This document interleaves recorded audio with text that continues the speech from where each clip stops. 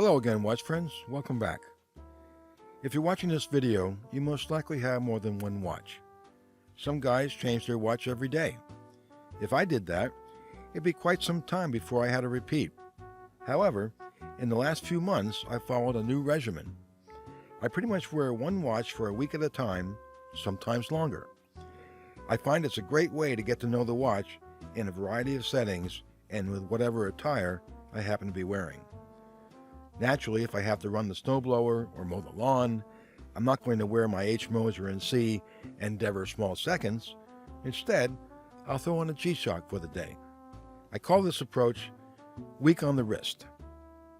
For the last week or so, I've been wearing my Grand Seiko SBGM021 GMT. Knowledgeable watch enthusiasts know that Grand Seiko is a brand that competes very well with luxury Swiss watches in the mid to upper $1,000 range. Their specialty is hand finishing of the case, hands, and indices on the dial. In fact, few Swiss watches can match the Zaratsu hand polishing that master Grand Seiko craftsmen and women use on their watches, even at a much higher price point. Another specialty of Grand Seiko is their dials.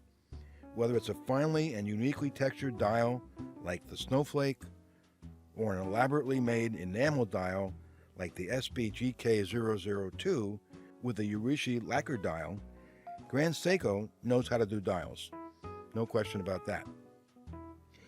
Also, Grand Seiko makes everything that goes in and on their watches themselves, completely in-house, which very few other brands can claim.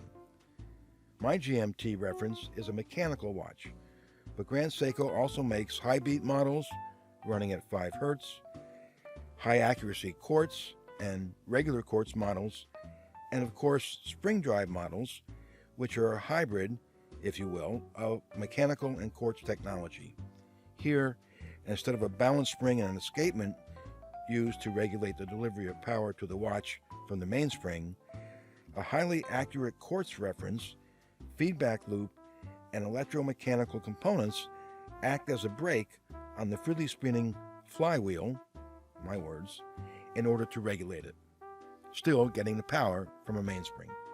If you look closely at my SBGM021 GMT, you'll notice that it says both Seiko and Grand Seiko on the dial, since the watch was produced prior to the Grand Seiko being spun off as its own brand in 2016. The current version of this watch is the SBGM221. Regardless of the reference numbers and the marquee names on the dial, the two watches are identical. At 39.5 millimeters in diameter and 13.7 millimeters thick, you can tell that the watch is a bit chunky. This pudginess, is that a word? Is not unique to the GMT. Many Grand Seiko watches share this trait, and it's one that many Grand Seiko devotees wish would be alleviated. As a dress watch, it may be a tight fit under the cuff. Fortunately, the lug-to-lug distance is a relatively short 47 millimeters, and the curved lugs help the watch sit nicely on the wrist. I found myself glancing at the dial much more often than I needed to just to tell the time. It's really quite a handsome watch. There are quite a few subtle touches that contribute to the attractiveness of this watch and may go unnoticed unless you spend some time with it, as I did for the past couple of weeks. One feature I like is the very nice minute track around the periphery of the dial. It's classy in its own way.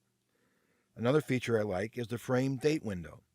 I know there are some in the watch crowd that abhor date complications on dress watches. Well, here, it's done quite keenly and does not detract from the dressiness of the piece. And being a little bit larger than one would expect on a dress watch, however, it's no panel date by any means, really adds to readability. The blue GMT hand, which incidentally can be set without disturbing the minute and seconds hand, really pops against the cream dial. Lastly, the hand-polished and jewel-like hour indices are a pleasure to see repeatedly, and I've come to appreciate the hours of artisanal effort creating these in the hands, Having the 24 hours labeled on the inside of the indices is both highly legible and unintrusive. A rather nice feature, I think. Since the GMT is an automatic watch, winding is not something you do every day, but when you do it, it's just buttery smooth. This Grand Seiko GMT watch is very special to me because it was given to me by my wife for our 25th wedding anniversary.